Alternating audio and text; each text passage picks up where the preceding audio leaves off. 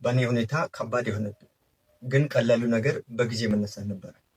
በጊዜ ለመነሳት ሲያስብ ወይም ደግሞ ነገሮችን በጊዜ ለማከናወን ስናስበው ብዙ አይነት ምክንያቶችን እንደረድራለን ወይም ደግሞ ትንሽ ጊዜ ቆይተን እንነሳ ወይም ደግሞ ትንሽ ጊዜ እንረፍ ብለን ብዙ ቀን ያቀድነው ሀሳቦቻችን ወደፊት እንዲገፉ እናደርጋለን።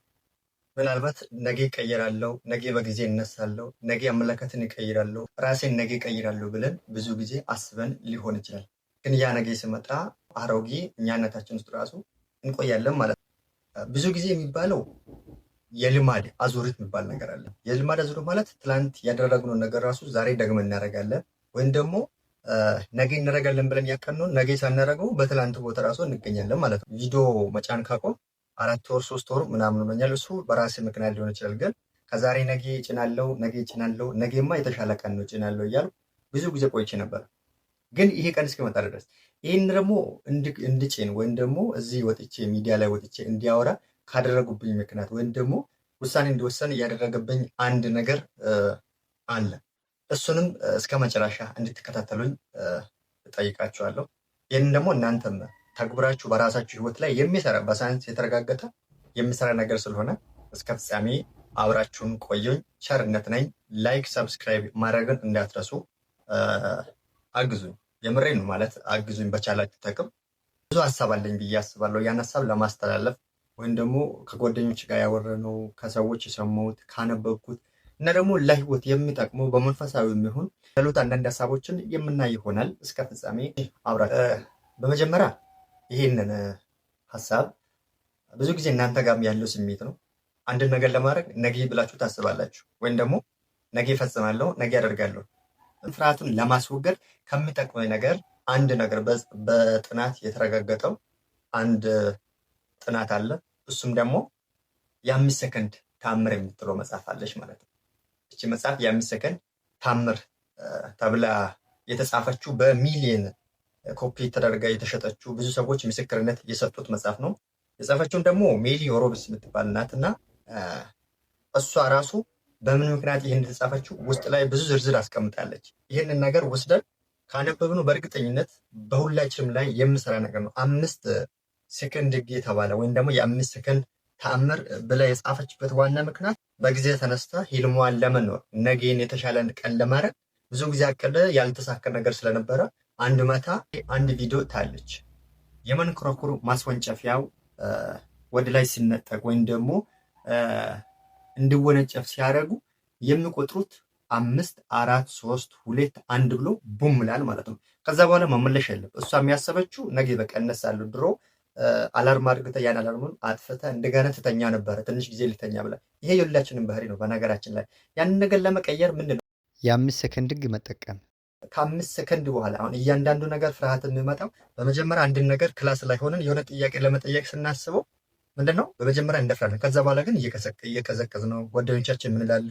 እንዲህ ብሎ ዳፋርን ይላሉ ወይም ደግሞ ይስቁብኛል ብለን እየቀዘቀዘ እንዳለን። ግን አጋጣሚ አይታችሁ ከሆነ እንደ ተአምር የሚሆንበት በቃ ሳናስበው በአንዴ በቃ ሊያደርግ የምንለው ነገር ማለት ነው። ስለዚህ ያን ነገር ለማድረግ 5 ቁጠሩት። ምንድነው 5 4 3 2 1 ከዛ በኋላ ወደ ታች አይቆጥር ማለት ቦም ብሎ መነሳት ነው ወይም ደግሞ ያሰብነውን ሀሳብ ማከናወን ነው ማለት። ያን ለማከናወን የ5 ሰከንድ ህጉን እንጠቅማለን። ይሄም ደግሞ እንደምሰራ ብዙ ሰዎች ምስክርነት ሰጡ። ይህንንም በቃ በቀላል ነገር ይህን ቪዲዮ እንድጭን ወይም ደግሞ ደብሮኝ መጫን አያስፈልግም። በቃ የሚለወጥ ከሆነ በራሴ ብቻ ሊለወጥ በቃ ራሴን ብቻ ሊለውጥ የሚለው ሀሳብ ስለነበረ ሲጀመር አንድ ሰው ራሱ ከተለወጠ ነው ሌላን ሰውን ለመለወጥ የሚያስበው ማለት ነው። ይሄ ነው እና የ5 ሰከንድ ግን ተጠቅማችሁ ምናልባት ፍቅረኛ መጠየቅ ፈልግ ግን ፈርተ ከሆነ የ5 ሰከንድ ግን ጠይቋ። እሷም እየጠበቀች ሊሆን ይችላል። ስለዚህ ወይም ደግሞ ስራ ቦታ መቀየር የምትፈልግ ከሆነ ወይም ደግሞ ስራ ላይ ሆነ የደበረ ነገር ካለ ያን ነገር እንድትቀይር እንድገፋፋ የምትፈልግ ከሆነ የ5 ሰከንድ ህግን ተጠቀምና አድርግለት ወይም ደግሞ ተግባር ውስጥ ግባ። ስለዚህ የ5 ሰከንድ ህግ የሚለውን መጽሐፍ ከቻላችሁ ገዝታችሁ ብታነቡ መሳጭ መጽሐፍ ነው። ውስጥ ላይ ብዙ አይነት ታምር የሚመስሉ ነገር አለ። የራሳቸውን ህይወት ያስተካከሉ፣ የትዳር ሊፈርስ የሆነን ትዳርን ያስተካከሉ፣ ከቤተሰቦቻቸው ጋር የታረቁት የ5 ሰከንድ ህግ ተጠቅሞ ለቅጽበት ያሰቡትን ሀሳብ በተግባር ሲያውሉ ምንድነው የተከሰተው? ነገሩ ሁሉ እንዳልነበረ ወይም ደግሞ እንደ አዲስ ህይወት የተቀየረበት ነው። ምናልባት በደስታ መኖር ወይም ደግሞ ደስተኛ ሆነን እንድንኖር ፈልገን አስበን ያን ነገር ሳንሆን የቀረንበት ምክንያት ብዙ ምክንያቶች ሊኖር ይችላል። ከብዙ ሰዎች ጋር መታወቅ ስንችል ፈርተን የቆየንበት ጊዜ ሊቆጨን ያስፈልጋል። ስለዚህ ከብዙ ሰዎች ጋር ለመታወቅም ራሳችንን ያለውን ችሎታን ለማሳወቅም የአምስት ሰከንድ ህግ ይሰራል። ስለዚህ ከላይ ወደ ታች 5 4 3 2 1 ብለን እኛ ማነጠቅ አለብን። ምናልባት ለምንድን ነው ወደ ላይ የማይቆጠር ወይም ደግሞ 1 2 3 4 ተብሎ ሲቆጠር ምን አለ 5 ስንደርስ ምን ይፈጠራል? 6 አለ። ስለዚህ ወደዛ እንሻገራለን። ግን ከታች ስንቆጥረው ምንም አይነት ምርጫ የለንም ያን ነገር ከማድረግ ውጭ ማለት ነው። አንዳንድ ውሳኔዎች ልንወስን እንችላለን። እስከ ፍጻሜ ስለቆያችሁን አመሰግናለሁ። አስተያየት ሀሳባችሁን አስቀምጡልኝ። ከዚህ በኋላ በየሳምንቱ ቪዲዮ ለቃለሁ። ገብታችሁ አስተያየት እንድሰጡ እንድታዩ፣ ሀሳቤን ደግሞ እንድታበረታቱ።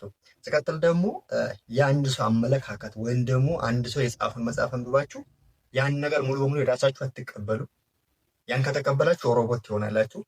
ሲቀጥል ደግሞ አትናቁም። ምናልባት እሱ የደረሰበት ነገር ሊኖር ይችላል። ያን ነገር ያደረገው በእኔ ላይ ይሰራል የሚሉትን ነገር እዩና ሙሉ ሀሳብ አትቀበሉ፣ ሙሉንን ደግሞ አትጥሉ። ምክንያቱም መርምሩ ሁሉን ነገር። ስለዚህ ቅዱስ ጳውሎስ ራሱ ሲናገር ኋላ የነበረውን ትቼ ፊት ለፊት ላለውን ለመያዝ እጄን እዘረጋለሁ እንዳለው እኛም የትላንቱን ህይወትን ከዛ ተምረን ነገ ላይ የተሻለ ህይወት ለመድረስ መንቀሳቀስ አለብን። መልካም ሁሉ እመኛለሁ። የሳምንት ሰው ይበላል።